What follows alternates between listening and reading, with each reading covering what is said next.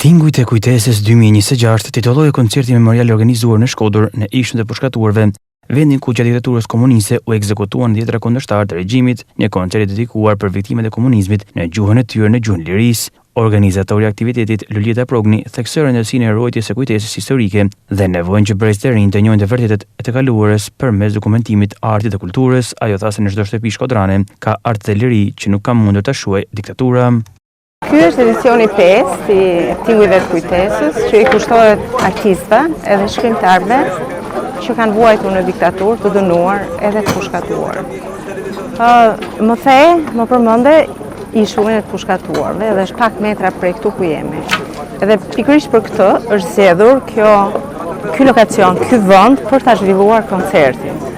Pak metra përtej e kemi një vend të shenjtë për të gjithë ne që e kemi këtë kavës, po mendoj edhe më gjërë, që është një vend ku mendohet se janë të zhdukurit në diktaturë, pra të vrarë, eshtrat e cilëve ende nuk janë gjetur.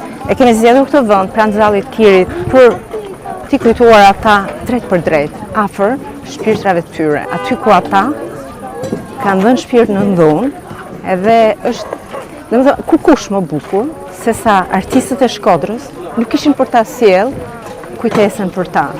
Për mua ka qenë sfidë shumë për me i përzgjedh, për mua, për Admirinën, për Blerinën, për gjithë ekipin ton, ka qenë sfidë shumë për me zgjedh ato pjesë muzikore edhe ato poezi, se unë e di në çdo shtëpi shkodre ka art shumë, e ka pas, edhe është një art edhe një liri që nuk ka mundur ta shuajë diktatura.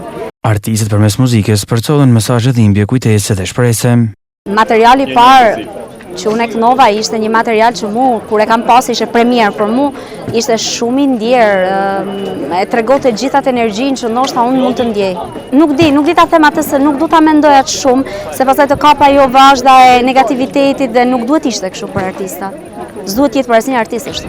Pikërisht nga tematika e veçantë dhe nga ajo çfarë u mlodh nga frymëzimi atyre që na kanë lënë pasuri kaq të bukur, kaq të mrekullueshme, dhe jo vetëm të muzikës në art, kanë lënë gjithë secili prej tyre një pjesë të jetës së tyre, një pjesë që kalon për te emocioneve të momentit që mund të bëjmë muzikë gjithë secili prej nesh. Ishte vërtet shumë emocioni veçantë dhe kënaqësi gjithmonë të jem edhe përballë publikut shkodran. Tingujt e kujtesës riktheu edhe një herë vëmendjen tek një nga vendet më të dhimbshme të historisë tonë, duke dëshmuar se arti mund të shërbejë si një urmë të shkuarës dhe të ardhmes për të mos lejuar që kujtesa të shuhet.